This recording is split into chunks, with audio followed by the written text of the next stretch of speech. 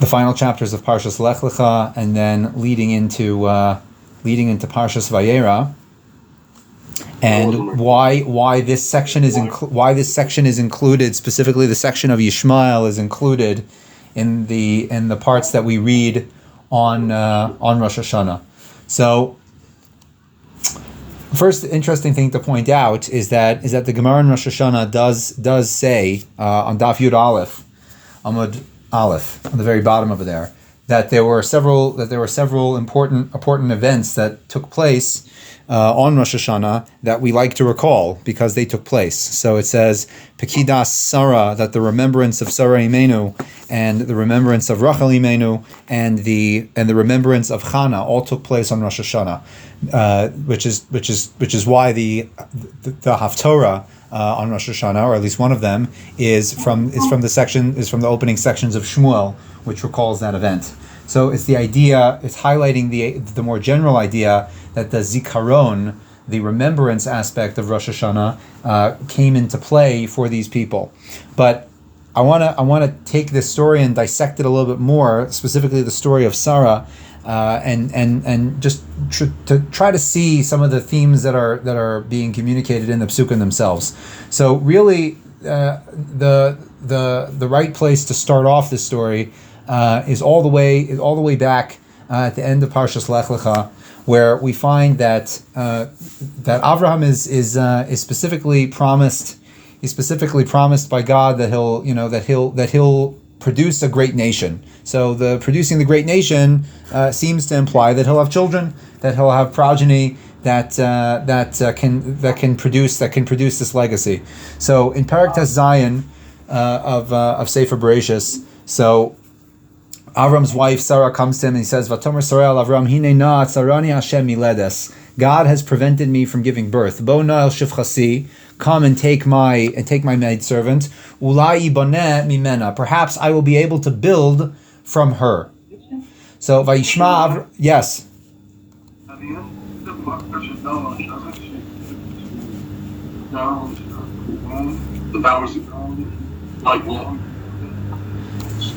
The sound isn't particularly good. I couldn't hear the question. Aim your voice at the top of your screen, Bruce. Aim your voice at the top of your screen. In the center at the top of the screen.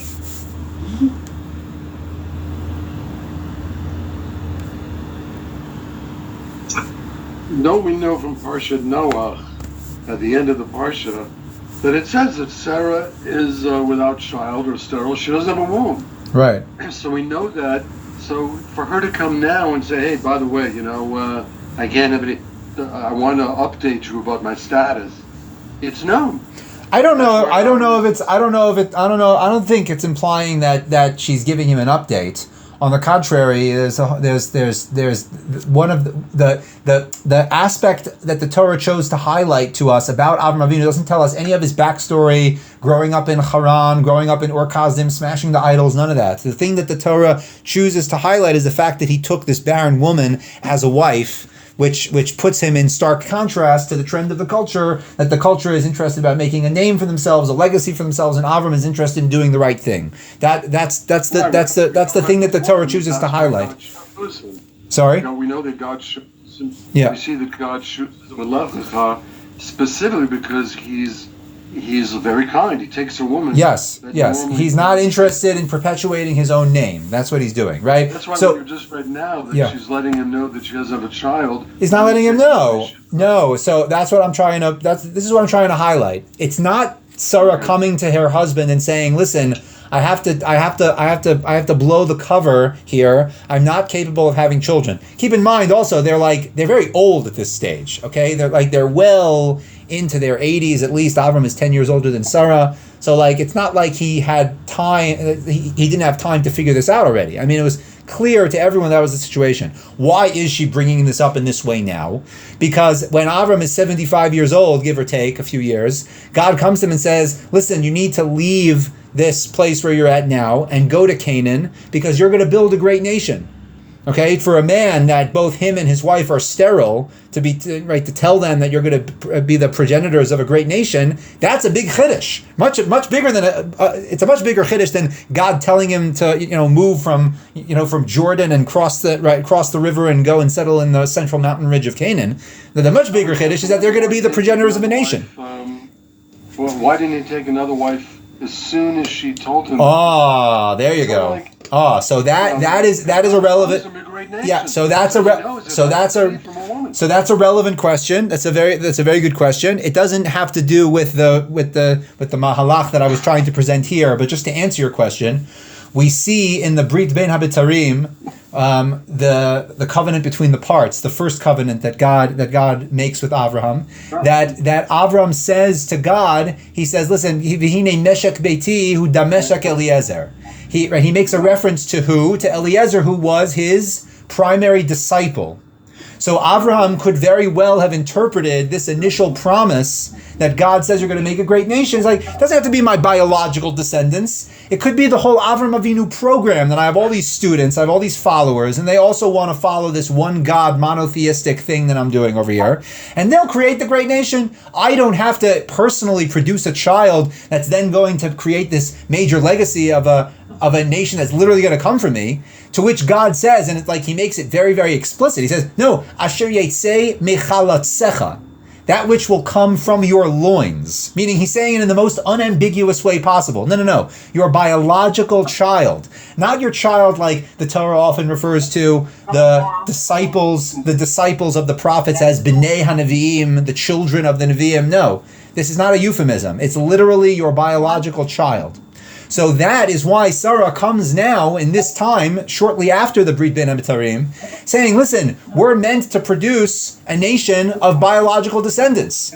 So I'm not able to do that. So what's the next best thing? The next best thing is that I'll give you my maidservant, and she'll be like the surrogate mother. We see that later on, right, by Rachel and Leah, that they also use their shfachot as surrogate mothers in a way.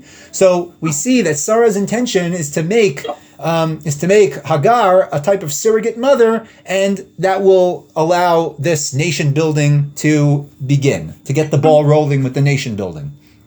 Okay, so Vatikach Sarai Eshes Avram Es Hagar HaMitzris, so she takes this maidservant, right, this Egyptian maidservant, Vayavo El Hagar Vatar, and immediately she becomes pregnant. There's no difficulties, it all goes off without a hitch. Okay, and immediate. Sorry? I just cover it. Give it to me. I'll just double check.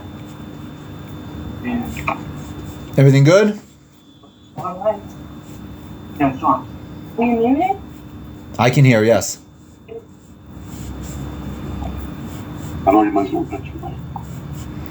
You guys can't hear me? No, we're trying to set up a remote speaker. Ah, okay. We're muting for a minute. Okay. So we don't bother you. Okay, fine. I'm going to continue talking. Okay, great. So immediately she becomes pregnant. There's no issues with that. Okay. Now, this plan literally backfires on Sarah, that her intention is to use Hagar as a surrogate mother to produce the first child in the Avram Avinu nation building program. And Vatikal Gvirta Beinea. But she uses this position, Hagar uses this position as the surrogate mother to now make light of Sarah, right? To challenge her, so to speak. Vatomer Sarai al Avram chamasi alecha anochi nasati shivchasi b'cheikecha. So she comes to her husband and says, "Listen, I can't live with this situation. Right? It's right. Right. I'm being put down in my own house. You have to work out the situation." So there's this strife that goes on between Sarah and Hagar, and Sarah ends up throwing her out of the house. Literally, right? This pregnant woman throwing her out of the house. There's a question of how appropriate that was to do, but be that as it may, she throws this woman out of the house, and she's going along by herself. Vayimtza malach Hashem al ein hamayim, and an angel of God finds her while she's wandering around in the desert and says, "Listen, you should really go back to your house. your household, and even if you don't have such a good relationship with your master, that's fine. Live with it. It's worth it. It says, "Vayomer Malach Hashem, Hine at harat v'yoladet ben." You're going to produce a son. V'karas shemo Yishmael, and you should call him Yishmael. Ki shama Hashem elon yech, because God has heard your suffering, your plight. V'hu yihiyeh pera adam. Now, right off the bat, the angel of God tells her, it's like, listen, the son that you're going to have is going to be a wild guy. He's going to be a wild man. Yado bakol v'yad kol bo. His hand will be in all, and the hand of all will be upon him. We'll try to see if we could make sense of that terminology a bit later on. Ve'al pnei kol echav yishkon, and on the face of all of his brethren he will dwell. Okay, but regardless of the interpretation of the second half of the verse, the Malach is already telling this woman that the son is not going to be is not necessarily going to be a model citizen. That's what that's what she's being told even before the son is born. So the parak continues and ends off with Hagar returning to her household, and she gives birth to the son, and they name her Yishmael like they were instructed. So now I want to fast forward to parak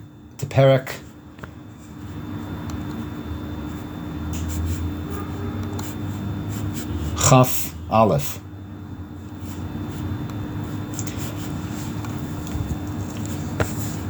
Excuse me, not Parak Chaf Aleph, Parak Yud Zayin, which is the very next parak. Now, there are a series in the end of Parshas Lech Lecha through Parshas Vayera. What is the most commonly occurring theme word that comes up in this parsha? The most commonly occurring word that comes up is the word tzchok, laughter. That is the most commonly occurring word, and it comes up in different contexts each time. So the first time that we see it is in the end of Parak Yud Zayin, where God comes and tells Avram that he's going to have a son from Sarah, meaning in addition to the son that he already had from Hagar. So what's Avram's response? Vayipol Avram al panav vayitzchak. That Avram falls down on his face and he laughs. Vayomer libo halaven mea shana yivaled v'im Sarah habas tishim teled. My wife is 90 years old. Is she going to be able to produce a child? So this is laughing number 1. Trivia question: where is laughing number 2? Where does the laughing number 2 take place? Laughing number 2 takes place. When she laughs. What exactly when she laughs? Yeah, when she hears the news that she's going to have a son, so she laughs. Okay, it says vatitzchak Sarah b'kirba lemor achrei belosi haisali edna v'adoni zaken. Is it possible that after I have been completely worn out physically, that I will be able to produce a child? That's the second laughter. Okay, now we're getting a little bit more difficult. Where's laughter number 3? Completely different context, not to do anything to do with Yitzchak. Where's laughter number 3? Laughter number 3 takes place in Sodom, where 2 of the angels they come to rescue Lot and his family. And again, Lot and his family includes Lot, his wife, his 2 unmarried daughters, the 2 married daughters, and the husband, right? The 2 son-in-laws. So while the angels distract the sodomite mob that are coming in to lynch them or worse, so the angels tell Lot, go out and find your daughters and your son-in-laws and tell them, and your sons-in-law, and tell them that we need to leave, that we need to get out of here. But when he tells his daughters, the son-in-laws laugh at him. It's not a midrash. It's a pasuk. It says, "Vayetze Lot, vayidaber el chasanav." He goes and he talks to his sons-in-laws. We gotta leave because God is going to destroy the city.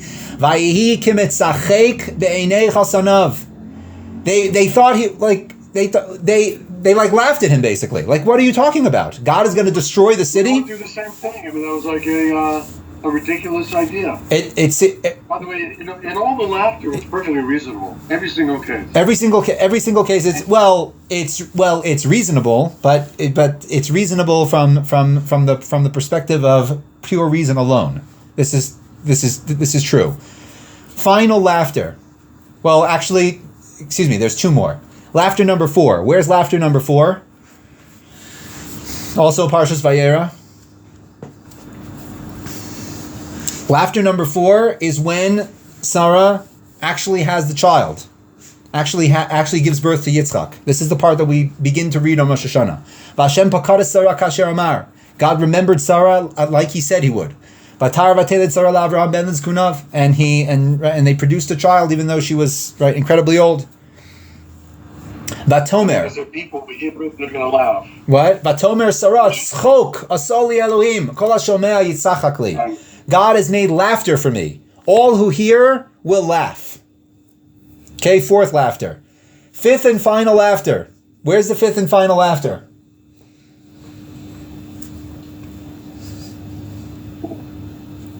Fifth and final laughter. It's just a few verses after this. I think with that, when Esav is playing around with him, isn't there some laughter there? 2 psukim later, look, Vayigdal hayeled vayigamal. And the boy grows up, meaning Yitzchak grows up, and he becomes weaned. Vayas Avram mishteh gadol, and he makes a great party. Vaterei Sarah es ben Hagar hamitzris asher yolda la'Avraham mitzachek. Sarah sees the boy Yishmael laughing. Last laughter. And on the basis of this laughter, that Yishmael is conducting himself in this way, Vatomer la'Avram, he says to her husband, Gareshas ha'amazos, you have to send this woman out. Ki lo yirash es ben ha'amazos in b'ni Yitzchak, because this boy is not going to inherit with my son Yitzchak. Okay? So we have 5 instances of laughter over here, one after the other.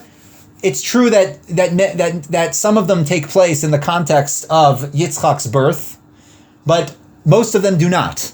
And they're literally one after another. It's like a joke. I mean, it is a joke. I mean, the word literally means to laugh. But it's like we see this word coming time after time again in this story. Okay? This is clearly not an accident. So let's look at this. No, but don't they say when he misacheks around that somehow that implies some sexual impropriety or even we're gonna get there. We're gonna get there. I wanna show you something fascinating. The most important, and when I mean important, I mean primary, meaning like basic and fundamental. The most important commentary on the Torah is the commentary that we have called the Targum, which is mistakenly referred to as the translation, but it's not really a translation. It's a commentary. The Gemara in Megillah says that the Targum has its origins already at Sinai. The seminal information that is contained within the Targum is content that was given at Sinai. And Onkelos Hager, the Roman convert, who was a disciple of Yehoshua and Eliezer in the generation after the destruction, he wrote down a Targum in Aramaic based on his version, like his Masorah of what the Targum was. So we have the Targum, that one of the most interesting contributions of the Targum is when the Targum will translate the same word in different ways. The same exact word is translated in different ways depending on the situation. And that's already a tremendous clue. So in this situation, in this string of laughter that we see over here, 5 instances of laughter, all in the same story, one after the other, Onkelos translates the same word in different ways. Okay? So... In modern Hebrew, are there different words for laughter? I'm not sure. Are there different words for laughter in modern Hebrew? Other than tzchok? Right, so as we're going to see, the word, the root, tzachak, doesn't necessarily mean only the act of laughter, like the response that you have to something humorous. It could have different connotations. Okay, so first instance of laughter. First instance of laughter. Oh, really? They're giving me like every single Targum that there is? Come on. Targum, okay, fine. Targum Onkelos, okay? Vayitzchak, al panav Vayitzchak. So it says that Avram, he hears that he's going to have a child. Unafal Avram alapoi v'chadi. V'chadi. What does that mean in Aramaic? V'chadi, it's like related to the Hebrew word chedva. Chedva is simcha. It's like it's happiness. So it's the laughter out of a state of joy. It's like, oh wow, that's great news. I'm so happy to hear that. So that's Avraham's laughter. Second instance of laughter. Second instance of laughter where we see by Sarah, that Sarah hears that she's going to have a child, and it says Vatitzchak Sarah b'kirba, that Sarah laughs. Again, the same exact word. But Onkelos translates this differently. What does Onkelos say? Again, I can't believe it's giving me like every single. I have to hold on one second. Targumin. Okay, here. Onkelos on the pasuk. V'chayacht Sarah b'ma'aha. V'chayacht. That is related to the Hebrew word chayach, to smile, like chiyuch. But it doesn't mean like the smile for the camera. It's the smile of like the smirk. The chayach means to smirk, meaning it's the belittling laughter. It's the laughter of belittling. It's like, really, are you kidding me? Come on, like you're pulling my leg here. It's that type of laughter. It's the laughter of belittlement. Okay, second laughter. That's, okay, third laughter is where we get to. Third laughter is in the incident of Sodom, where Lot goes to his son-in-laws, and he tells them that God is about to destroy the city. And his son-in-laws think it's a joke. He says, Onkelos, which laughter do you think this is? The good laughter or the bad laughter? This is the bad laughter. He speaks to his son-in-laws. Let's get out of this place. Because God is destroying the city. The smirking laughter. It's the smirking laughter. It's the belittlement. It's like there's no possible way that God would want to destroy the city. It's just not possible. Meaning the cynicism comes from this place of being blind to any wickedness, to any evil that's being committed in their own midst. They're completely oblivious to that, and that's why they're laughing. It's like a joke. It's like a joke to them. Moving forward, fourth laughter. Fourth laughter is the laughter of Sarah Imenu, when she actually has the child, when she has Yitzchak as a child. It says Sarah, "Tzchok asal li Elohim, kol hashomea yitzchak li." God has made tzchok out of me, and anyone who hears will also be tzochek. Ve'amar Sarah. Sarah says, Chedva avad li Hashem. God has made a rejoicing out of me. Kol di shama. Anyone who hears this, yechadei li. They will also rejoice. So it's the laughter of rejoicing now. Sorry? That's a positive laughter. Exactly, the positive laughter. It's the positive, meaning the first laughter of Sarah was the negative, smirking laughter, which said, is it really possible for me to have a child when I'm 90 years old? It's not possible. Like, this is a joke. This is clearly a joke. That was the smirking laughter. The final laughter of Sarah Imenu is the laughter of simcha, of authentic, pure joy. Fifth and final laughter, literally 3 psukim later. Sarah sees Yishmael mitzachek. He's mitzachek. V'chaza Sarah as bar hagar mitzresa. She sees the son of the Egyptian. Dielidas la'avram mechayich. He's smirking. He sees him smirking. He sees him doing the negative laughter. And Sarah is the person who knows the difference between the good laughter and the bad laughter, because she went through that process. She herself went through the process of laughing in the negative, spiteful, cynical, pessimistic way, and transferring to the state of joyful laughter, where she can recognize that there is actually basis for yearning and hoping beyond what is visible to the circumstances. Not like the cynical view that she had before of like, listen, I'm 90 years old, I'm not going to have a child, it's not happening. And also in contrast to the smirking of the sons-in-laws of Lot, who couldn't imagine a scenario that God would be so angry at the city of Sodom that he would destroy the place. That's just not possible. Why would God destroy this place? This is the perfect place. This is just the libertarian utopia. Why would God want to destroy this place? So this is in contrast to that. So Sarah knows what it looks like to have the good laughter, and she also knows what it looks like to have the bad laughter. And that's why the pasuk doesn't highlight whatever specific thing Yishmael happened to be doing. There are many midrashim that kind of like try to fill in the blanks for us. What was the specific action that he was doing? It says in the Pirkei Rabbi Eliezer, it says that he was, acting violently with Yitzchak, who was at that time much younger than him and very vulnerable. That was the tzchok. The Midrash Rabbah on this pasuk says that tzchok is used in many different connotations to, as you said, Bruce, it could be alluding to idolatry, it could be alluding to sexual immorality, or it could be alluding to murder. Where do we see that, by the way, later on in history? By the golden calf. it says explicitly in the verse that the people, vayakumu litzachek, that they build the calf, they build this golden idol, and they get up to be mitzachek. That's what it says. It describes their activity as tzchok, mitzachek. So this word, it's the same word in every instance, but it can have a different connotation based on the context. And Sarah sees that this person, Yishmael, he embodies this tzchok, this negative, cynical laughter that allows a person to be detached from the supernal message that's trying to be delivered into the world.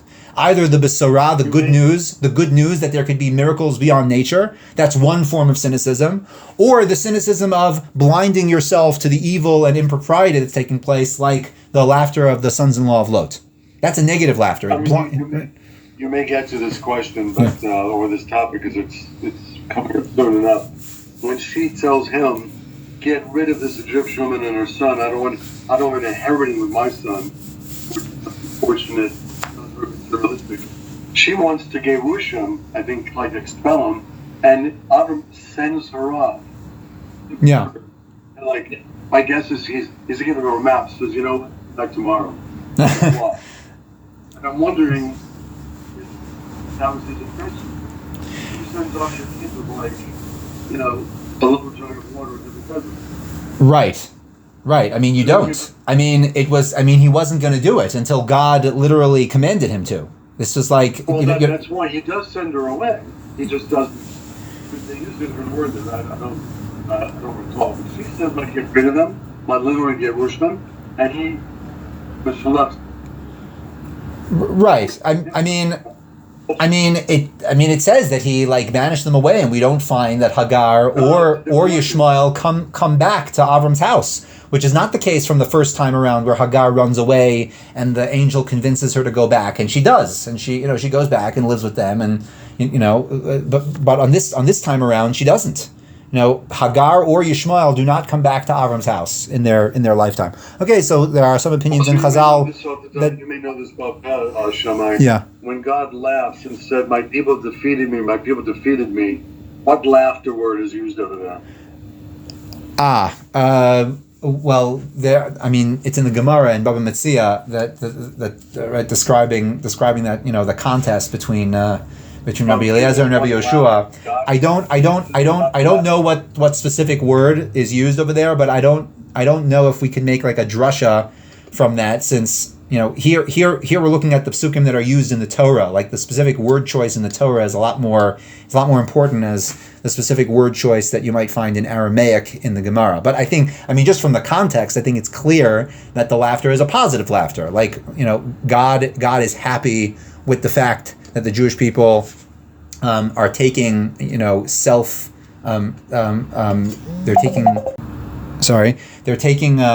they're taking control, so to speak. They're stepping up to the plate and taking control of the course of halachic decisions. Right, Chazal is certainly happy about that. Yes. So I want to go and analyze. Okay, so now that we understand what's the whole theme in the backdrop of the story? The whole theme of the backdrop of the story is the difference between positive laughter and negative laughter. Negative laughter is cynical, and it's a laughter of collapsing the realm of possibility. Like, what you see is what you get. It doesn't look below the surface to identify evil when it needs to be identified, and it doesn't look above and beyond, so to speak, to identify the possibility of miracles. It's this incredibly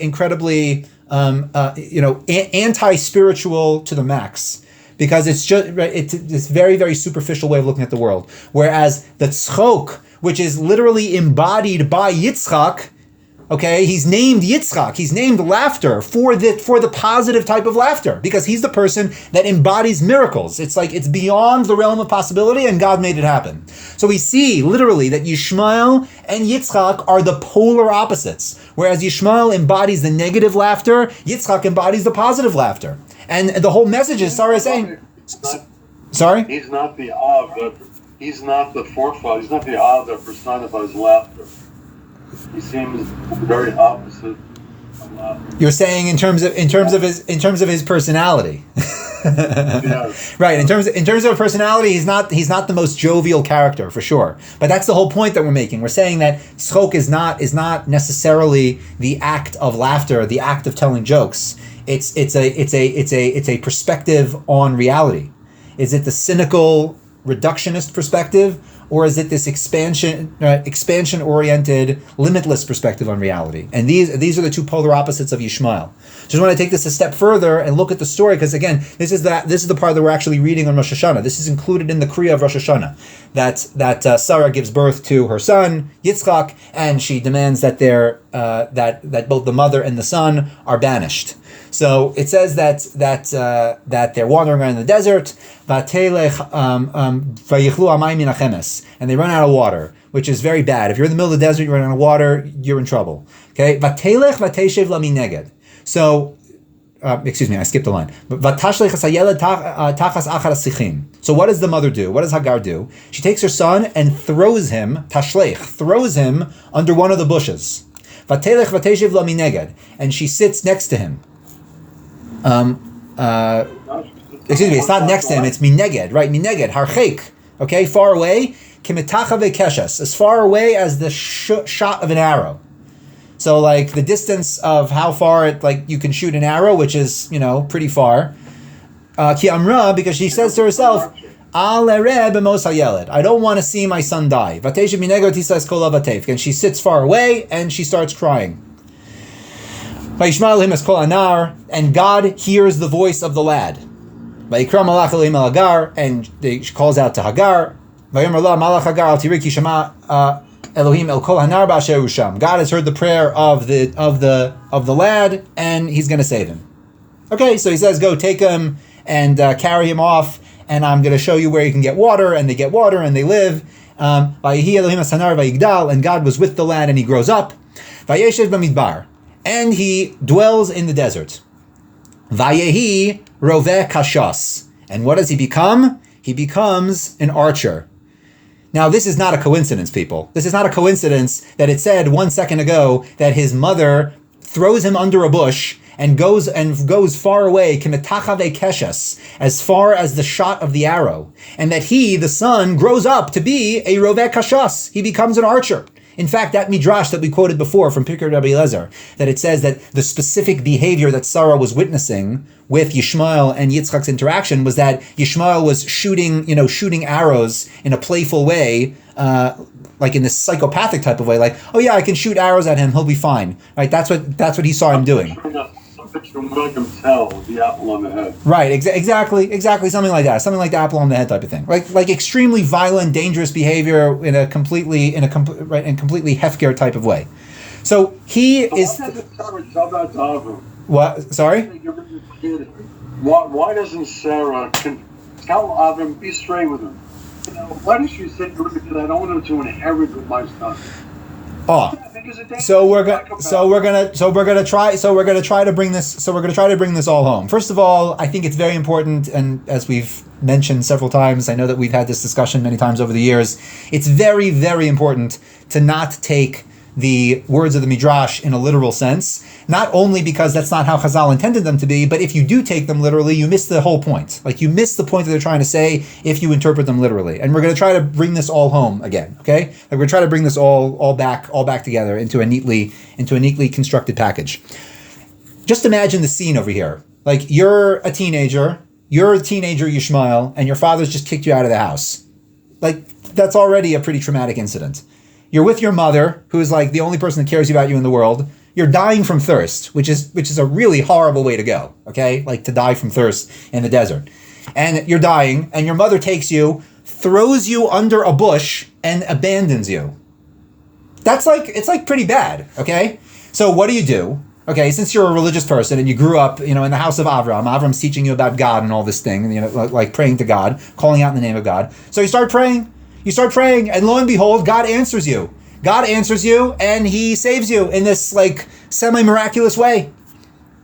Okay? Now, what I believe the pasuk is trying to hone in on over here is that Yishmael, which, by the way, Yishmael is a character who never speaks once in the Tanakh. Never.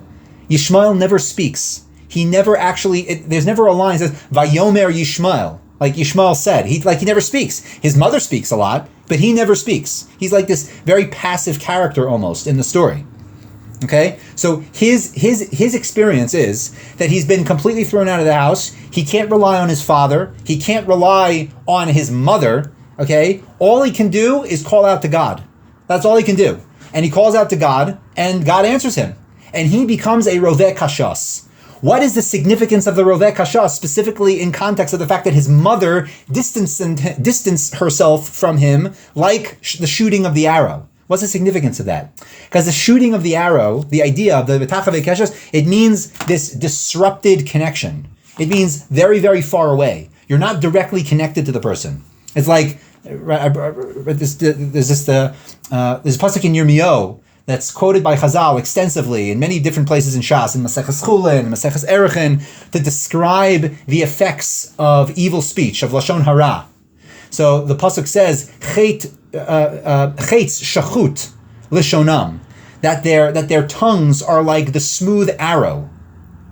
And as Chazal iterates, and is clear already from the context of the verse, the idea is that you say something in your house, in the private confines of your own home. You say it to some guy. By the next week, it's already ruined the reputations of 50 people, because it's like an arrow. It's like long distance both geographically and long distance in time, right? You could say something now that will have a devastating effect on people, for a long time. So that's the idea of the arrow. In the Chumash, isn't the Keshet the first mentioning with the rainbow that represents peace? Kashti ba'anan. So there are Mefarshim that pick up on that. The Ramban, if I'm not mistaken, says that dafka, because the symbol of peace in the context of war is that when you want to make peace with your enemy, you take your bow and you lift it up straight in the air like that, to symbolize, I'm not shooting at you. I'm not shooting anymore, like a ceasefire type of thing. So the rainbow in the sky is like that symbol of nullifying the weapon of war. So it does have that connection, but dafka in a positive connotation. But this idea of the arrow, to the best of my knowledge, there are 3 stories in the Tanakh of people getting shot by arrows. I don't want to go into each of them in depth just for time concerns, but all 3 stories in the Tanakh of people getting hit by arrows, people getting killed by arrows. They all happen to be stories of kings, okay, that got on God's bad side and were killed by arrows to various degrees. Which one's the first one? Bruce, you got to know this one. Which one's the first one? Yoshua. No, that's not the first one. That's after the last one. The first one is much earlier. The first king of Israel. The first king of Israel, he's fighting in the Gilboa. He's fighting the Philistines in the Gilboa, and it says that the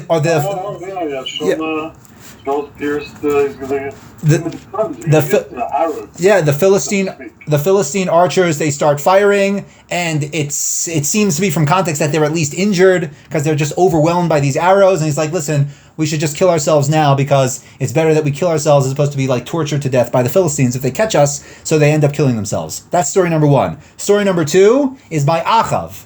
Achav also gets killed in a hail of arrows. Or excuse me, it's not right. It's not a hail of arrows. It's one single arrow that, it says, right, Moshe Hakeshes Latumo. It's there was one archer who was he wasn't even aiming. He just pulled back the bow and shot it, and it landed right Bain Hashiryon. It the cracks between the armor. It magically landed in the one vulnerable spot that could kill him. That's story number 2. And story number 3 is what you said before by Yoshio. And Yoshio also, he decides to, this suicide mission basically to go, fight the Egyptian army, and he gets killed by arrows. So this. We do have an arrow story with David and Yonatan, but that's not. But that's not a guy getting killed by arrows, right? Right. So this story about arrows, the idea of the archer in terms of what this is symbolizing, is that it's this idea of distance. It's the idea of being removed. For Yishmael, he was removed from everyone. He was abandoned by everyone. Everyone has abandoned him. And now he interacts with the world in this way. He becomes a roveh kashas. So he has, it's not only an outlet to his clearly violent side. I mean, the Torah says explicitly that he's a wild man. He's a pera adam. But it's also how he interacts with the world. This is the archetype of Yishmael. He's a super, super religious guy. He knows that there's one God and there's all this idolatry business is, it's all just right. It's all heresy. There's one God, just like Abba Avraham told me. And then if I'm in trouble, I have to pray to God. But everyone else, they're treacherous. People are treacherous. God speaks to his mother. But God does speak. God speaks to his mother, the mother who abandons him, who throws him under a bush while he's dying. He's a firm guy. God should speak to him. That's right. That's interesting that we don't see specifically that God speaks to Yishmael. That's very interesting. It doesn't say that, but it does say that God hears Yishmael's prayer. Like he saves him in, again, this like miraculous way. He literally performs a miracle for this person on the basis of his prayer. So this is the archetype of Yishmael. He's a very religious person. Okay, as the Rambam famously says. Okay, when he's talking about Yishmael in the Igeras Hashmad, the famous letter that he wrote to the Yemenite community as they're being slaughtered by these radical Islamists, he writes to them, he says, Das Yishmael ein ba dofi. Like, the theology of the Ishmaelites has no issues with it whatsoever. Like, their theology is pure. This is a very religious guy, in the full sense of the word. However, his relationship with people is so fractured and so violent that he finds himself in this perpetual limbo. Like he's a religious guy, but he can't. He's probably is either a PTSD or maybe it's reading or maybe it's guilty. It's psychoanalyzed. There's a lot of trauma. For sure. He chooses to deal with this trauma in a very specific way. His mother like threw him aside like the shooting of an arrow. So he's going to interact with the world in that way. He's also going to shoot arrows at the world. Okay, he was flung out of the bow, so to speak. So he's also going to fling things out of the bow. That's the path that he's going to take in life. And despite being a wild guy, his mother still had to go find him. Right, exactly. That's I would think that's probably why the mother. I mean, all jokes aside, I really think that this could give you insight why his mother had to find him a wife, because what woman is going to be interested in like marrying this beast of a man? It's kind of like you need like Hagar to be the go-between, like the shadchanit, so to speak, like to say, yeah, he's a really good guy, a little rough around the edges, but don't worry, you'll get used to him. Like right, something like, no, I'm serious. Like you need the mother to be like the first face, so to speak, that you see, because, right, if you just saw this guy first, you'd probably run. It's kind of like a Beauty and the Beast type of situation. Anyway, so this is the last story that we find about Hagar and Yishmael, and then it's there's an important interaction with Avimelech, right, the king of the Philistines, and Avram. But the end of Avram's life, when Yishmael and Yitzchak buried him, I would like to show that he must have been very bad. He had Yeshua. Right, it does say that, and it indicates that. There's a very powerful indication of this in the beginning of Parshas Chayei Sarah, or the end of Chayei Sarah rather, where it says that Yitzchak he comes to greet Eliezer and his future wife Rivka. He comes from Be'er Lachai Roi. That's where he was. He comes from Be'er Lachai Roi to greet the procession of Eliezer back into Canaan. Where's Be'er Lachai Roi? Be'er Lachai Roi is where Yishmael is. That's right. It's his area. In fact, we learn from that in the story. Right, the place is named Be'er Lachai Roi, the well which I see the living God. It's named that because of this story, because of the whole like God revealing the well and saving their life because they were dying of thirst. Like he goes there. He actively seeks out to reconcile the relationship with his half brother, which is why at the end of their father's life they can at least get back together to do that, to bury their father together. But just the last point that I wanted to make, right? While Yishmael, right, we see this super strong contrast between Yishmael and Yitzchak. How Yishmael embodies the tzchok of cynicism, the tzchok of reductionism, the tzchok of not being able to see God in the world. Which again, despite the fact that Yishmael is a religious person, he's a deeply religious person, his view of the world is one of tzchok, of cynicism, of deep cynicism. He has deep cynicism of the world and almost like hatred and rage towards the world. Whereas Yitzchak, he embodies the tzchok of simcha, the tzchok of happiness, tzchok of the possibility of miracles. Okay, and we see this very, very strongly how this plays out in the interaction between Avram and Yitzchak in the Akedah. Okay, But aren't you reading into this with Yishmael? I mean, where we see the other Israel man, we don't see him in action. I'm having trouble hearing you now. I'm just gonna continue for the time being. This is just the last point that I wanted to make before we sound off. This story of the Akedah parallels very, very strongly, almost like a 1-to-1, the story of Hagar and Yishmael. Okay, Hagar and Yishmael are sent out to the desert. Okay, parent and child are sent out to the desert where at least one of them is going to die. Like, that's basically what's going on. God gives a commandment that the parent and the child have to go out, and the child's going to die. That's exactly what's happening with the Akedah. God gives a commandment to Avram and to Yitzchak, go, and the child's going to die. So they're going together, okay? But in stark contrast to the Hagar and Yishmael story, where Hagar sees where at the moment of crisis, where she sees that her son is about to die, at that moment she breaks and throws him under one of the bushes and says, I can't handle this, and leaves him there and runs away. Whereas Avraham and Yitzchak, they don't fall into that pressure. They do the exact opposite. And he gives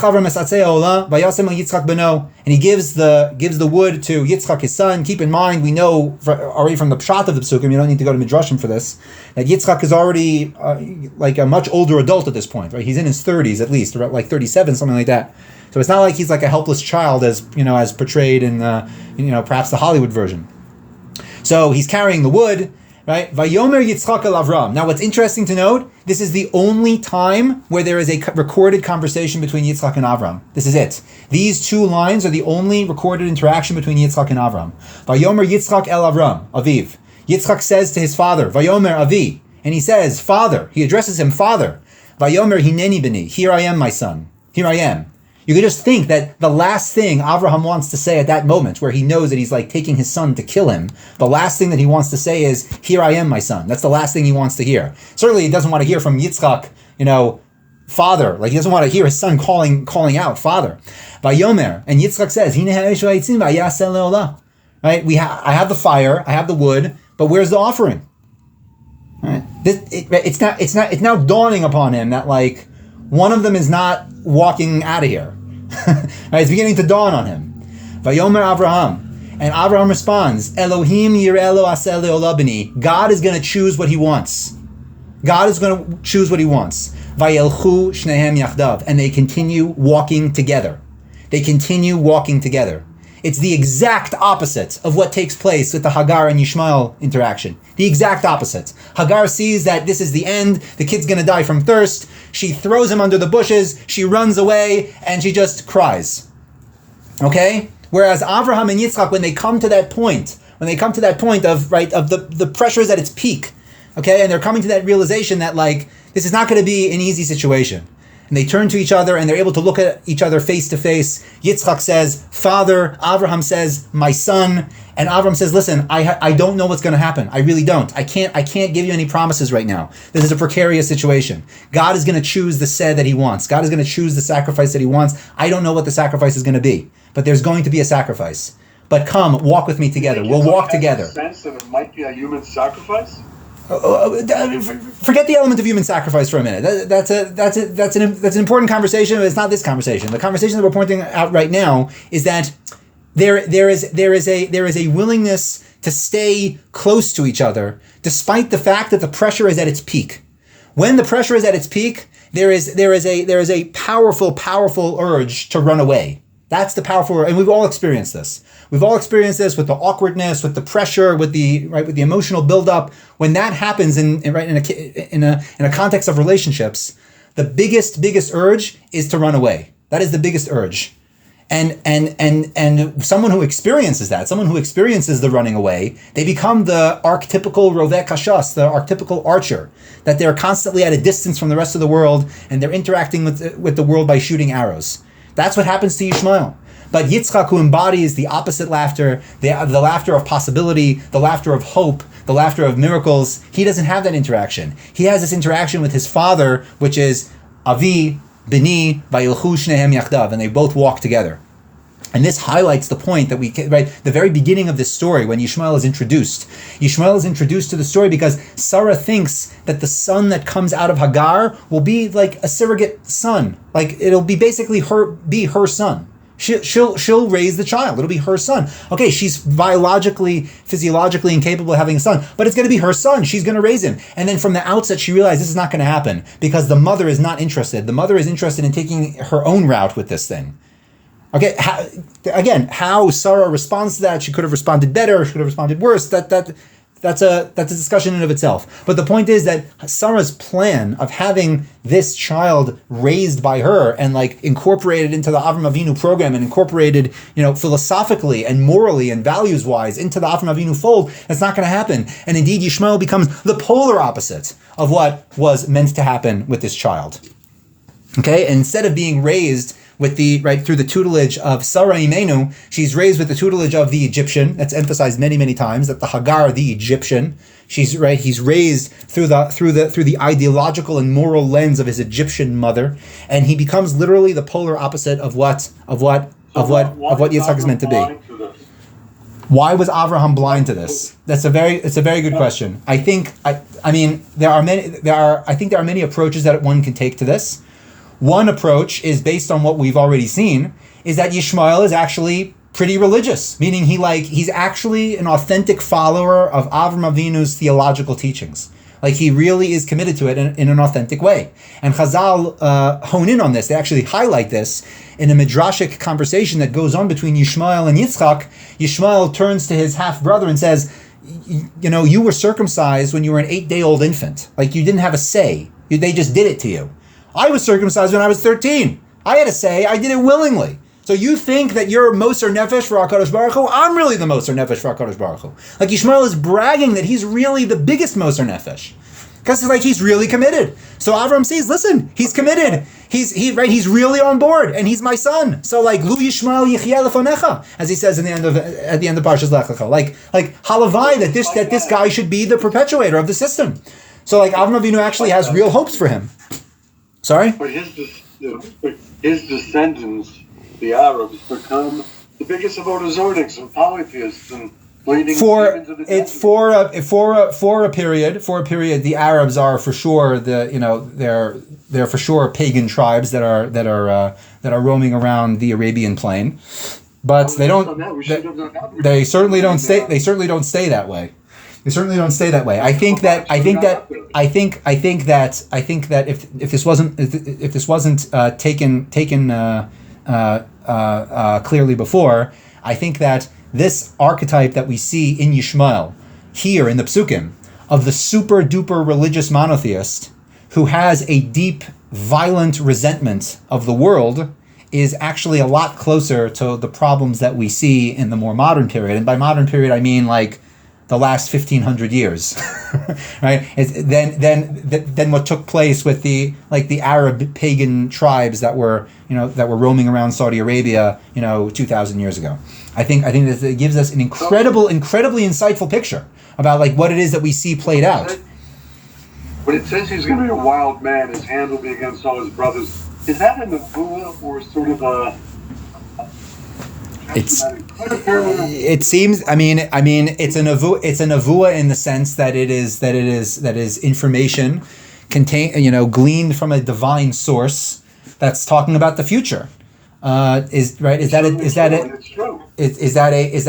a decree that every single descendant of Yishmael will embody these traits? Obviously not. Right? We can't decree on individuals or even a group of people that they'll embody negative traits. But it's certainly pointing to a trend. It's a very good example of this. This is a bit of a tangent, but it's worth highlighting. The biggest example of this are the curses that God gives Adam and Chava following the Eitz Hadat incident. So the curse of the woman is that she's going to be tied to her husband economically and socially and all that, and that she's going to give birth in pain, and it's going to be terrible. And the curse of Adam is that he's going to have to work for his livelihood, and the land isn't going to cooperate, and it's going to produce thorns and thistles, and he's going to have a really hard time making a living. Now, is that a prophecy? Is that a decree? Is that a curse? So the best way of defining this is that a curse is pointing out that there's going to be a tendency now in the world for something to happen, and that we have to fight against it tooth and nail to prevent it from happening. That's what it means. No one ever got up and said, oh, well, because God said to Adam that he has to be a poor farmer, so all religious people have to be poor farmers. Like, no one said that. Like, no one suggested that there's a religious imperative to be a poor farmer because Adam was cursed being a poor farmer. Like, no one ever said that there was a religious imperative against reducing the pain of childbirth because God cursed woman with the pain of childbirth. Like, it's saying these are now going to be trends in the way that the world works and things that we have to contend with. And we have to do our utmost to make sure that they aren't as like they're as least bad as possible, basically. So this trend that he's pointing out, like these qualities will express themselves within the progeny of Yishmael. And please God, they'll present themselves into in a limited way possible. Yeah. So we read this every year, but interestingly, no one would name their son Yishmael today. Right. Although we see in the biblical period and even in the rabbinic period, it seems to be more common. But like it's kind of like, listen, there's this fascinating note from Rabbi Akiva Eger in his glosses to the Shulchan Aruch. I believe in Siman Sadi Tes of Bar-Hayim, but I'm not 100% sure which Siman it is. It's around there. It's Sadi something in the laws of prayer. So he points out that there are many verses throughout the Torah that indicate that the people would pray with their hands raised like this. You see by Moshe when he prays with in the war against the Amalekites, by Yadav Emunah that his hands were stretched out. David HaMelech throughout Tehillim is making reference to the outstretched hands. Parasti adai elecha, right? I raise my hands to you. So he points out there are many psukim that indicate that this is the position. This was like a common position of prayer. So says Rabbi Akiva Eger, so why don't we pray like that anymore? Like why don't you walk into a shul and see people with their hands raised like that? So he says because the Christians started doing it. Since the Christians started doing it, so we don't want to do. So people think it's weird to do that. People think it's weird to pray with their hands raised because they see all the Christian Avodah Zarah people doing it. So it's like once a trend starts taking place in the non-Jewish world, it becomes just uncomfortable for Jews to take up that practice. So in the biblical period and in the rabbinic period, where we still had like a semi, or at least tolerable relationship with the name Yishmael, okay, so we can name our people Yishmael, and there could be Rabbi Yishmael, the colleague of Rabbi Akiva, etc., etc. But now that, Yishmael is associated with Muslims who make us dhimis and pay the second-class citizen tax and blow themselves up in the bakeries once in a while, so like it becomes more difficult to name your child that. It's just like, it's not so comfortable, right? Right? It's like you're not going to have like a name, like you're not going to go to a bris v'kareshmo b'Yisrael Osama. Like it's just not going to happen because we have a connotation with that name. It's not inherently wrong with that name. You should know here in Nachlaot, here in Nachlaot. Right, I mean, Nimrod is a whole other thing because you could say that already from the beginning he was a bad guy. But like here in Nachlaot, there's a street called Ovadia Somech. Anyone who's familiar with the neighborhood, Ovadia Somech. Who was Ovadia Somech? He was like the Gadol Hador of certainly of the Sephardi community and one of the biggest poskim of Yerushalayim, like from 120 years ago, let's say. And he lived in the neighborhood, and he was a very, very important posek. He wrote a very important book called Zivchei Tzedek, if I'm pretty sure that's the name. But his name wasn't Ovadia. That wasn't his name. His name was Abdullah. That's who he was. He was Abdullah Somech. That's who he was. He was Abdullah Somech. Everyone knew that. Okay, but you can't name a street in Yerushalayim Abdullah. You can't. Right? You can't do that. Right? Certainly not in a Jewish area. Okay, so they named it Ovadia Somech. They changed it. Nice. Okay, but like when he was alive, he was Abdullah. He was Abdullah Somech. Right. So it's not inherently problematic, but it's like the centuries upon centuries of living under Muslim oppression. It kind of like, right? The name Yishmael doesn't give you a warm fuzzy feeling anymore. It's not the same as Yankel or Shmuley. It's different. Anyway, Bezrat Hashem, I hope that everyone got something out of this, and we should all have a meaningful Yom HaZikaron. And Bezrat Hashem, we will come back next week. Yishar Koach. We would like to encourage our viewers to share these videos with friends and send in your responses. If you would like to obtain Birkon Nusach Eretz Yisrael or invite the rabbi for a speaking engagement, please email us at office@machonshilo.org.